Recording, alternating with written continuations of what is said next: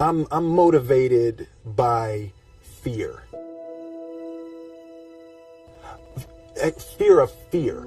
I hate being scared to do something. It's very simple. This is what I believe, and I'm willing to die for it. Yeah. Period. You can't be scared to die for the truth. The truth is the only thing that's ever going to be constant. And you can't fear what might happen to you if you were to tell the truth. Because what happens to you if you don't tell the truth is worse than telling the truth will ever be. The first step before anybody else in the world believes it is you have to believe it. There's no reason to have a plan B because it distracts from plan A. And I think psychologically, the advantage that gives me over a lot of people that I have been in competition with in different situations is it's difficult to take the first step when you look how big the task is. The task is never huge to me. It's always one brick. I believe, and I learned very young, that you don't try to build a wall. You don't set out to build a wall. You don't say, I'm going to build the biggest, baddest, greatest wall that's ever been built.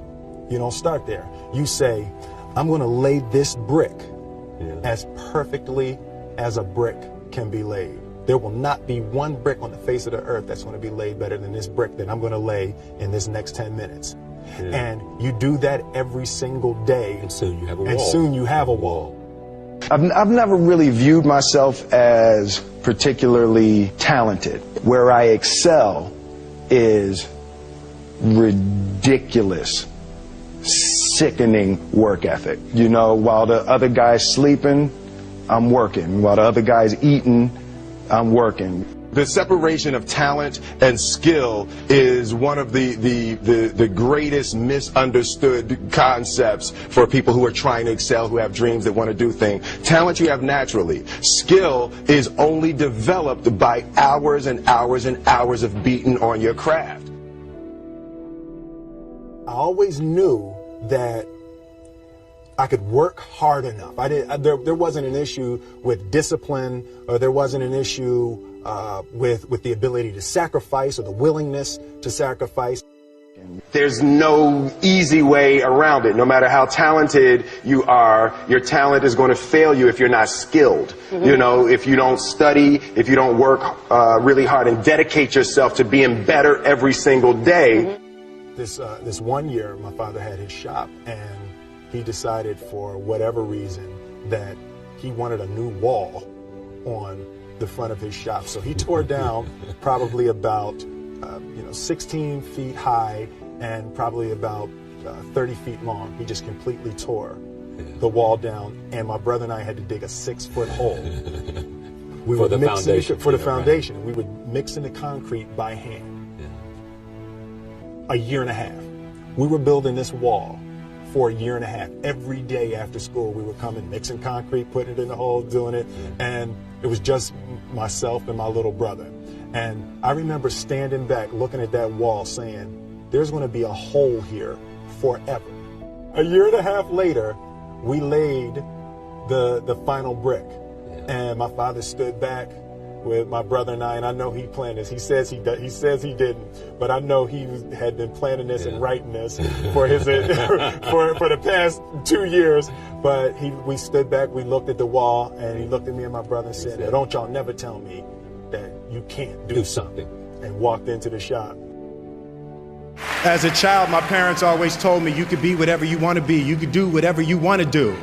And you know, that office, that position, the highest office on the face of the earth, it was something I heard my parents saying it, but I didn't totally believe it. Yet I went out in the world and I carried myself and I held my head high and I stood there and I looked people in their eyes and I talked to people as if I was deserving of everything that this planet has to offer. I really want to say to children out there and to people who are watching, Confucius said one time, he who says he can and he who says he can't are both usually right.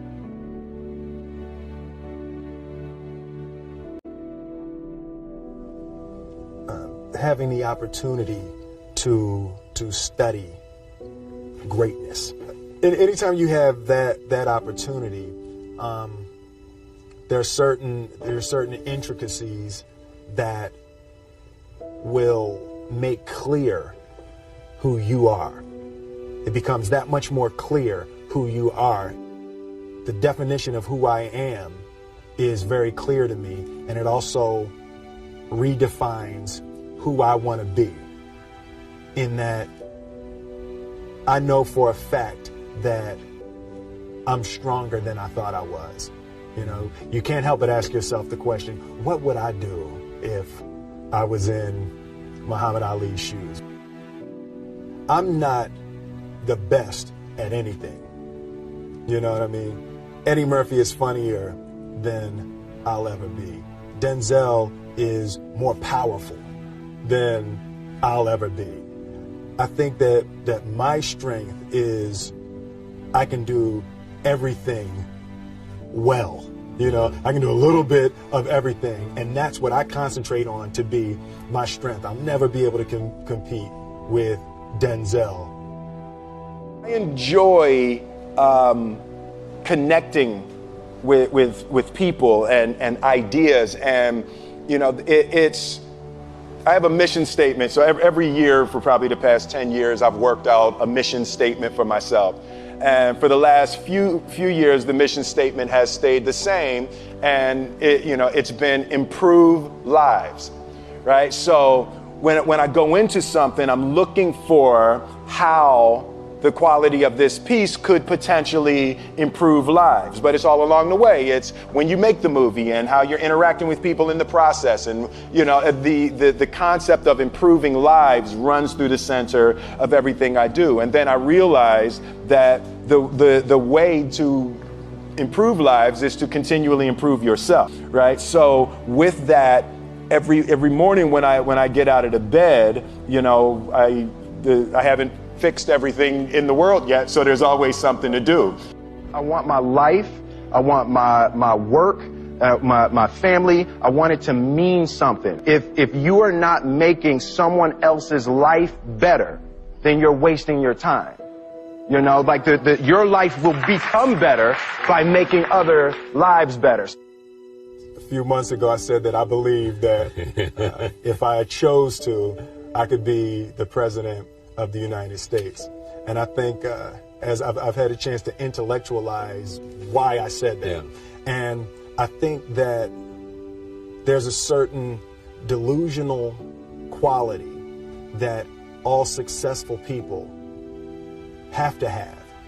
You have to believe that something different than what has happened for the last 50 million years of history. You have to believe that something different can happen. The one thing that I truly tried to communicate in the interpretation of Ali is the complex simplicity of greatness. And how greatness is not this wonderful, esoteric, elusive, God-like feature that only the special among us will ever taste.